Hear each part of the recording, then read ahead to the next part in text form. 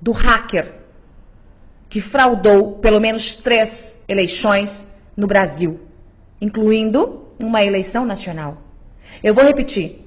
Eu cheguei ao hacker ao 01. Aliás, ele já foi considerado o hacker número 1 do mundo. Ao hacker que fraudou, segundo ele mesmo, o processo eleitoral no Brasil. E ele dá nomes e sobrenomes, num relato que você vai ouvir daqui a pouco, de quem estaria por trás de tudo isso, de quem bancou a conta, claro que com o nosso dinheiro.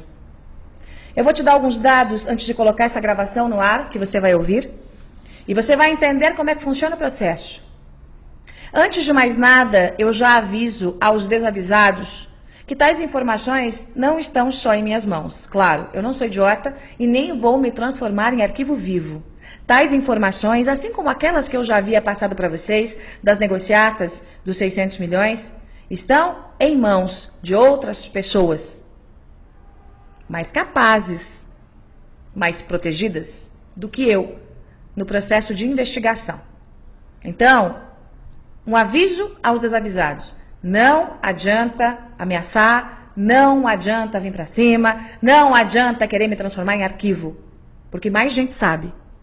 E aqui eu lanço um desafio às autoridades. Querem o nome completo? O sobrenome? Querem trazer para o país? Porque nesse momento ele não está no país. Nesse momento ele não está no país. Querem trazer para o país? Querem investigar? Ou querem que eu investigue? Assim que eleita deputada federal pelo estado de São Paulo. Uma CPI de verdade. Para botar gente de verdade na cadeia. Gente grande, peixe grande de verdade. Quem é o hacker que cometeu fraudes, tanto nas urnas quanto no processo de transmissão dos dados no servidor do TSE, segundo a fonte que você vai ouvir daqui a pouco? O hacker, considerado o número 1 do mundo, é um brasileiro que fez uma grande fortuna cometendo crimes contra o sistema financeiro, invadindo bancos e depois acabou migrando para esse negócio que é tão ou mais vantajoso que a invasão de milhões de contas bancárias, que foi o que ele já fez. Ele já foi preso, tem passagem pela polícia mais de uma vez. A prisão que levou esse hacker para a cadeia foi porque ele causou um desfalque milionário. Coloca milhão em cima de milhão. Dinheiro tirado de contas bancárias sem que ninguém percebesse. Um pouquinho de cada uma, um pouquinho de cada uma, até cometer um desfalque milionário. Milionário. Coloque aí vários prêmios de loteria, de Mega Sena acumulados. Este homem, com estreitas ligações com governos antigos do Rio de Janeiro e do Rio Grande do Sul, com estreitas ligações com Dilma, Lula e com integrantes do STF, segundo a fonte que você vai ouvir, tinha portas abertas e muito, mas muito poder. O negócio desse homem, que eu repito, tem o nome e sobrenome, paradeiro da família, onde se hospedou nas últimas vezes, por onde passou, com quem conversou e quanto tinha dentro de uma mala de academia da marca Nike em dólares. Essas informações todas estão em minhas mãos.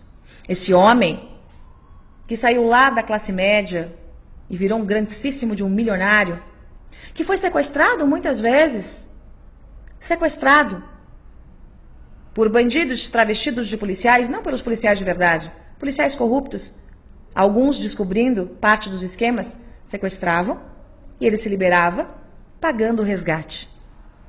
Virou um alvo como a galinha dos ovos de ouro do crime. Esse homem tem 2 coberturas na Zona Oeste, aqui de São Paulo. Esse homem tem algumas empresas para lavar o dinheiro, para esquentar o dinheiro. E tradicionalmente, quando anda pelo Brasil,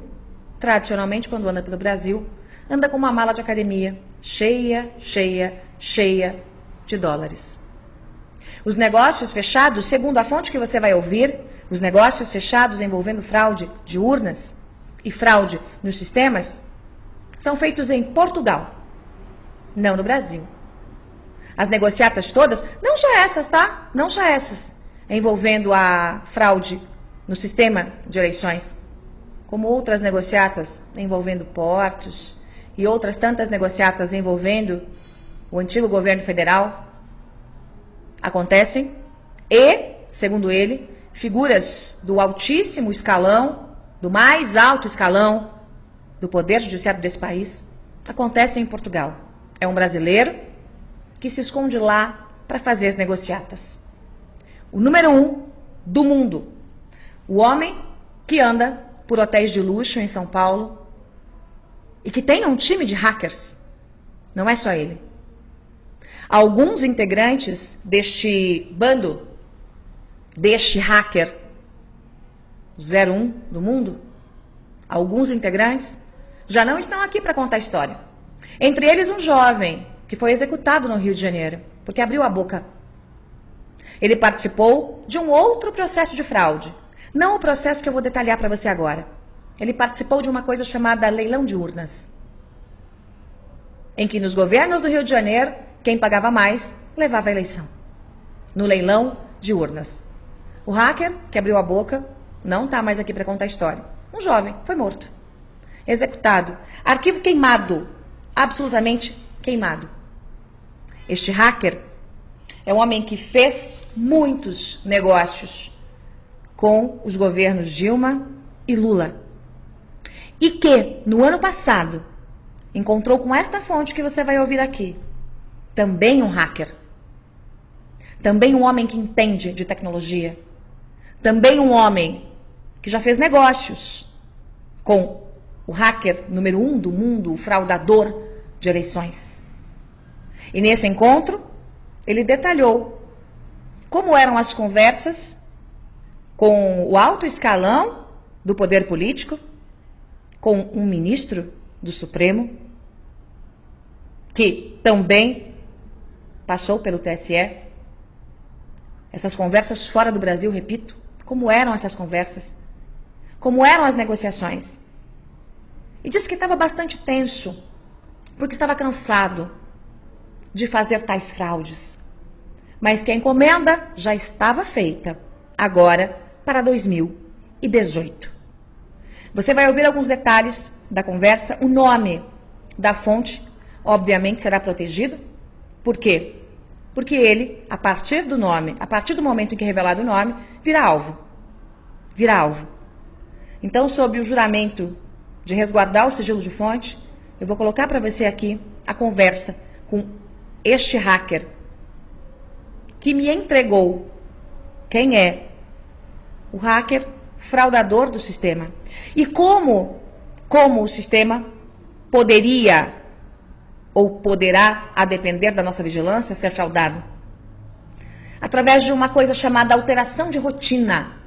Para você que não é do meio de TI, como eu não sou, e pedi para que me explicasse o que é alteração de rotina, é uma espécie de um programinha colocado no servidor do TSE, que pode fazer qualquer coisa, absolutamente qualquer coisa, desde que a porta seja aberta de dentro para fora, desde que alguém dentro da corte abra essa porta.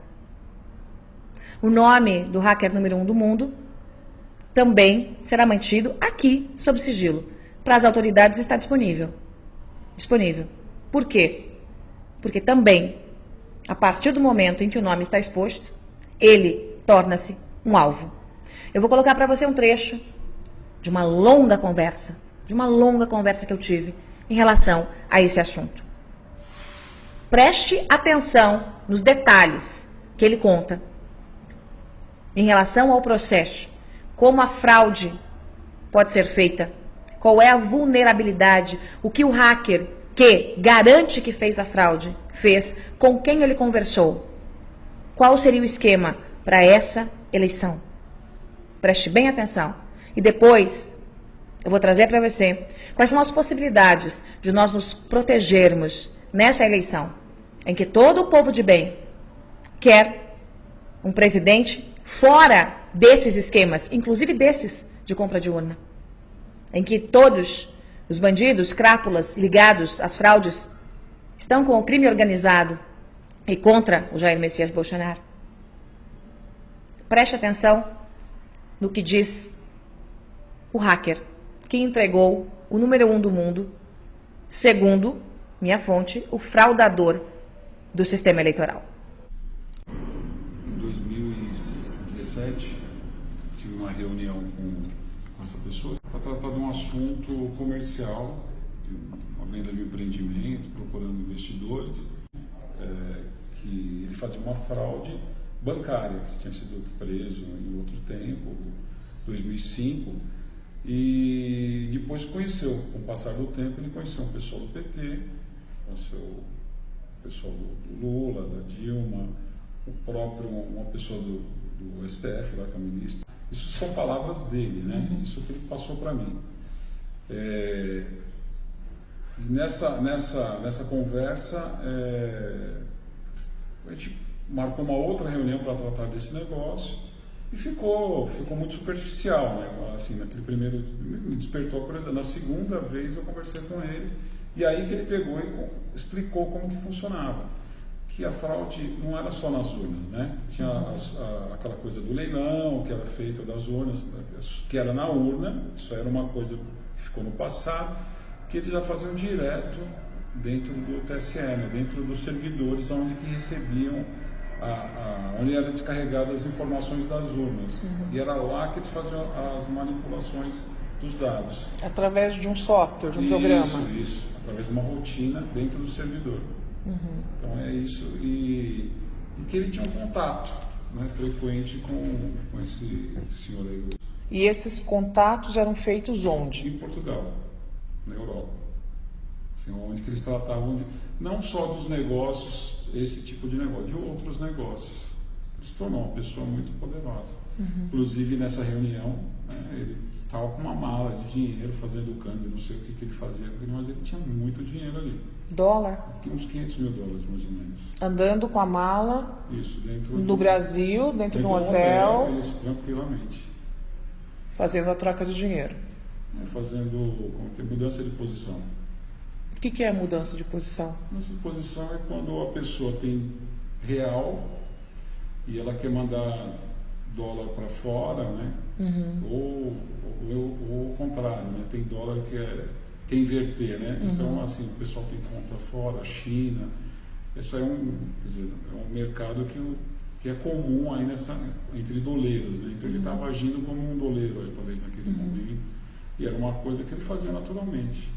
Você também é hacker. É possível fazer o que ele disse? Tecnicamente, você que conhece o sistema, é possível colocar um programa, um software dentro desse servidor do TSE e fazer a mudança de dados? Se você tiver acesso, alguém lá dentro, quem possa, né? Se não tiver uma auditoria, não tiver alguém que acompanhe, que seja de confiança, você não vai conseguir ler o que está numa rotina. Você não consegue. Então, é possível, sim. E essa rotina, esse programa pode fazer qualquer coisa. Quer dizer, tirar voto de A e colocar em B, tirar de C e colocar em D, dividir, a cada 10 votos por o candidato João das Couves, 5 vai para o outro candidato. Pode. É difícil fazer isso? Olha, se você tiver o acesso, não é difícil não, é muito simples, é fácil. Então depende de alguém dentro do TSE. Alguém lá de dentro tem que saber. Tem que saber, alguém tem que permitir. Tem que abrir a porta. Isso, sempre é assim, senão não funciona. E esse cidadão que hoje está em Portugal, ele havia comentado das fraudes anteriores?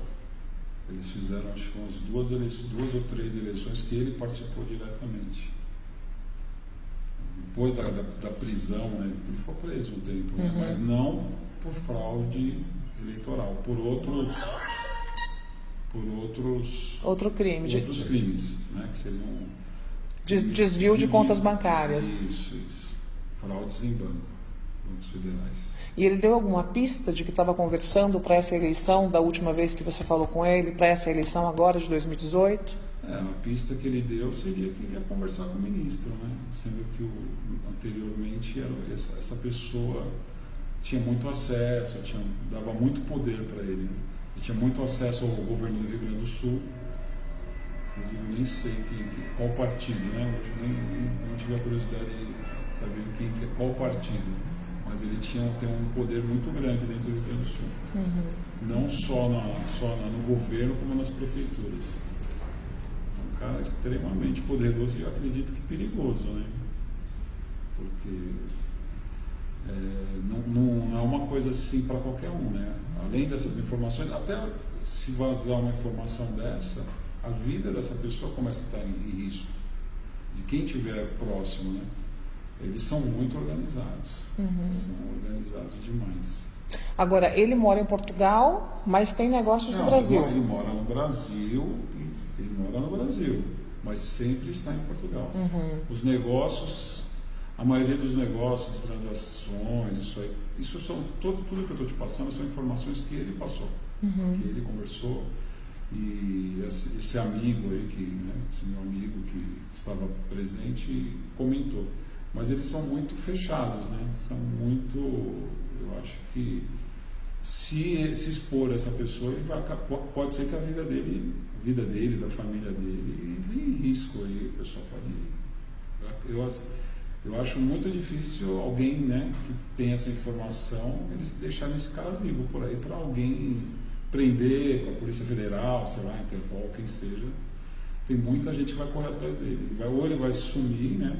Ele vai desaparecer, isso vai ser, mas o cara tem família, mas eu acho que é muito perigoso. Para ele, né? Para ele e para quem divulgar também, isso aí é uma coisa que... assim, é muito fechado. Assim, tem que ser alguém muito poderoso para fazer isso, tem que ter muito poder. Não dá para ser qualquer um. As urnas, tudo bem, que os caras conseguem ali, que nem fizeram no Rio de Janeiro, até mataram um menino lá, um hacker, né, que trabalhou nesses leilões de urna aí. Mas lá no servidor mesmo, onde vão ser recepcionados, aí já tem que ser alguém que tem muito poder. Muito. E esse hacker, ele é extremamente qualificado, pelo que você me diz, né? Ele é um cara ele foi, acho que o hacker número 1 aí, durante um tempo aí, no mundo dos hackers, né? Ele foi, inclusive segundo ele, depois de muito tempo, ele foi sequestrado umas 5 vezes aí por policiais corruptos, né? Que tomavam o dinheiro dele o tempo todo, né? Inclusive hoje ele esquentou o dinheiro dele, né? Então ele tem alguns empreendimentos no Brasil para lavar o dinheiro. Isso, ele é só uma peça, né? Na verdade, quem faz tudo isso não é ele, né? Quem faz tudo isso são essas pessoas poderosas aí. Ele é só uma ferramenta. Ele é só um cara que, vamos falar, que ele é o consultor da situação. Ele vai explicar como que faz. O consultor da fraude. Da fraude, né? Agora, quem faz todo o negócio, quem autoriza é quem está no poder aí, há não sei quantos anos aí que estão brincando aí com a gente, né? Esse tipo de mexida dentro do servidor, para que se faça esse tipo de fraude, tem que ser feito muito próximo da eleição. Não é algo que você faz com um tempo muito anterior, né? Você tem que fazer assim, na véspera, muito próximo, porque senão fica exposto, né? Se for fazer uma auditoria, alguma coisa. Agora, a gente não sabe, a gente não pode afirmar que eles vão fazer agora, que vai ser feito primeiro turno, segundo turno, como que eles vão agir. Mas que a intenção existe, que eles são muito tranquilos quanto a isso. Então, eles fazem toda essa manipulação, segundo ele, né? Nas pesquisas, vão ajustando as coisas. Que é o que estão fazendo com o Haddad agora. O cara saiu de 5 para 22. Com certeza. Assim, sem explicação nenhuma. Quer dizer, estão preparando um caminho. É isso, eles preparam um caminho e eles vão fazer de novo. Bom, vamos lá, gente. Vamos lá colocar aqui alguns pontos em seus devidos lugares, tá? Algumas pessoas me dizem o seguinte aqui pelo chat, pelo YouTube. Não há como fazer a manipulação porque as urnas não têm internet. Não, minha gente. Prestem bem atenção. O que este hacker, ou cracker, como prefiram, está dizendo, é que, segundo a pessoa que fez parte de um grupo, o primeiro, o 01, o cracker 01 do mundo, essa fraude seria feita no servidor do TSE e não na urna eletrônica. O processo de urna eletrônica, a fraude de urna eletrônica é absolutamente possível. Só que aí os softwares já teriam que sair, as urnas já sairiam com o software mexido e, portanto, não teria mais o que fazer. O que eu estou alertando para vocês é que, segundo este cracker ou hacker, o processo agora, depois que houve a descoberta do caso do leilão das urnas no Rio de Janeiro, o processo passou a ser feito, segundo ele, direto no servidor do TSE. Momentos antes do corte da internet no próprio sistema. Uma rotina diferente implantada naquele sistema, que faz qualquer coisa. Faz qualquer coisa, desde que haja uma programação. Transfere votos. A cada 10 votos para A, B ou C, passa 3 ou 4 para A, B ou C. E isso, segundo este hacker que eu ouvi, é algo absolutamente simples. Simples de ser feito. O que é que precisa? Que alguém do TSE abra a porta. Lembre-se, minha gente, vamos juntar Lé com Cré aqui, da força hercúlea que foi feita para que não tivéssemos o voto impresso nessas eleições. Lembre-se que há dezenas, quiçá centenas de pessoas entendidas que dizem sim, é possível fraudar. E lembre-se que nós estamos à beira da eleição mais importante da história do país. Então, se há risco de fraude, por menor que ela seja, se há um ano esse cracker disse que estava conversando para fraudar as eleições e que estava chateado porque era muito trabalho para pouco dinheiro, era muito trabalho para poucos milhões. Se há qualquer risco, todos nós temos que ficar em alerta máximo. Por quê? Por quê? Porque todos nós sabemos que esse sistema todo, os partidões que integram esse sistema sujo, todos eles só têm um desejo: que Jair Messias Bolsonaro não vença a eleição. No segundo turno, quem dirá no primeiro? Então, se há a possibilidade de fraude, e segundo este hacker, que conhece, ouviu, fez negócios com o tal cracker, se há essa possibilidade, todos nós temos que ficar absolutamente alertas. Eu, Joyce Hasselmann, sou partidária de que o Exército acompanhe esse processo. Que a rotina seja impressa, entregue nas mãos de profissionais de TI do Exército. Que haja uma verificação para saber se não há um vírus escondido no sistema horas antes da apuração começar. Um vírus que pode mudar o resultado da eleição. Ou uma rotina que não seja a rotina de cada voto indo para o seu candidato, mas uma rotina para a distorção de resultados. E aí sim, o corte absoluto da internet. E a manutenção do Exército dentro do TSE até a finalização da apuração. Este é um desejo meu. Bem, é verdade que para isso há de se haver uma provocação do próprio TSE.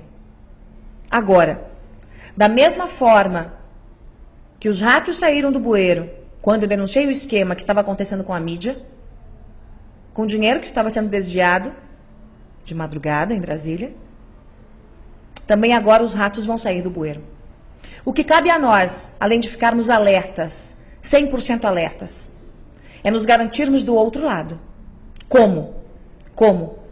Eu preciso que cada um de vocês, em todos os cantos desse país, sejam fiscais.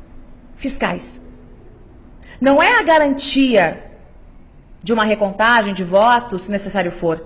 Mas é alguma garantia. Ainda que não haja 100% de garantia, é alguma garantia, é alguma amostragem. Eu preciso que você seja um fiscal formal ou informal. E para isso, nós criamos um hot site chamado fiscaisdojair.com.br. fiscaisdojair.com.br. É importante que você entre, é importante que você se cadastre, é importante que você diga qual é a sua seção eleitoral, a sua zona eleitoral. É importante para que nós saibamos qual é o tamanho da abrangência de cobertura dos nossos fiscais Brasil afora. E você pode também ser um fiscal, né, além de voluntário, né, um fiscal oficial. E você também vai ver nesse site como fazer para ser um fiscal oficial. Qual é a função do fiscal? Nós precisamos que todos vocês usem o seu telefone celular. Cheguem às 4h30 da tarde lá na sua sessão de votação. E logo que houver a finalização da votação, que você entre com o seu celular e fotografe o QR Code. Entre com o seu celular no QR Code, aquele códigozinho que vai aparecer, para que faça a leitura daquele boletim de urna. Se você for um fiscal nosso, não voluntário, mas aí um fiscal oficial, você pode inclusive, gente do partido, ter uma cópia do papel, do que foi impresso na urna. Porque nós teremos que comparar o QR Code com o que foi impresso na urna, com os dados que serão publicados 72 horas depois, dos BUs, que são os boletins de urna, com o resultado do que vai sair do TSE. Para sabermos se houve ou não qualquer tipo de rotina alterada dentro do servidor do Tribunal Superior Eleitoral. Não venham me dizer, vocês, esquerdistas, que há uma teoria da conspiração. Porque essa história, essa dúvida, é antiga. Quanta gente já investigou? Lembra-se, na eleição passada? Quantos já disseram, sim, é possível fraudar? Quantos crackers já mostraram que conseguem fraudar? Mas ninguém conseguia chegar àquele grupo que mexeu, segundo a informação do próprio grupo, que mexeu dentro do sistema no TSE. A informação é grave, é importante, e eu não vou ficar de braços cruzados. Eu lembro, outras pessoas sabem disso, inclusive uma pessoa dentro de uma grande redação em São Paulo. Porque as informações foram entregues a ela, também como garantia. As informações são importantes e nós não vamos permitir, eu não vou permitir, e pessoas de bem não vão permitir qualquer tipo de fraude ou manipulação nessa eleição. Eu sei que é o desejo de vocês. Não vamos permitir manipulação na eleição presidencial. Eu não sou candidata a presidente, eu sou candidata a deputada federal pelo estado de São Paulo. Meu número é 1771, mas eu sou candidata ao lado de um homem que é rejeitado, temido por esse sistema todo de fraudes e corrupção. Isso vai acabar. Isso vai acabar. Quando eu chegar lá no Congresso, aguarde. Aguarde. Porque uma CPI de verdade vai acontecer. E eu tô vendo que tem gente que tem a mais alta caneta dentro da mais alta corte do Poder Judiciário desse país, que pode sair algemado. Pode sair algemado de dentro da corte maior do nosso país.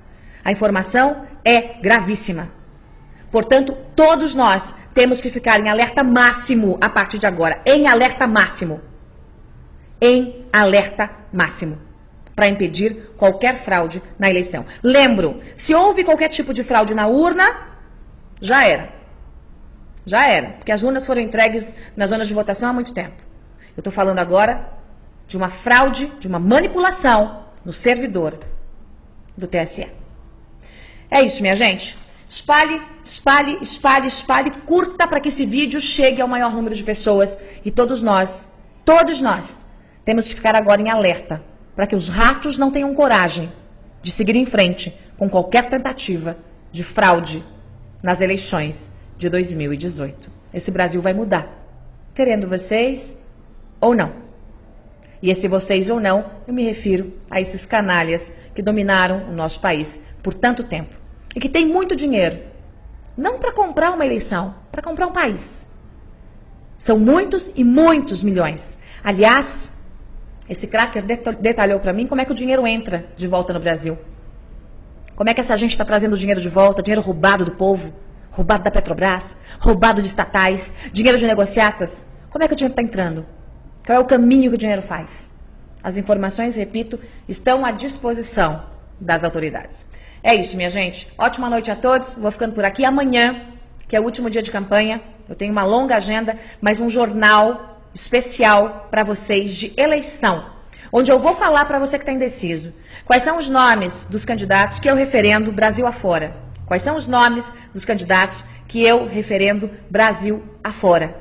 E também você vai acompanhar como foi emocionante essa campanha eleitoral ao lado do Jair Messias Bolsonaro. Estamos na reta final, minha gente. Falta muito pouco. Falta você conseguir mais um voto para o Jair, mais um voto para mim, para a gente mudar esse Brasil. Obrigada pela companhia de todos. Boa noite.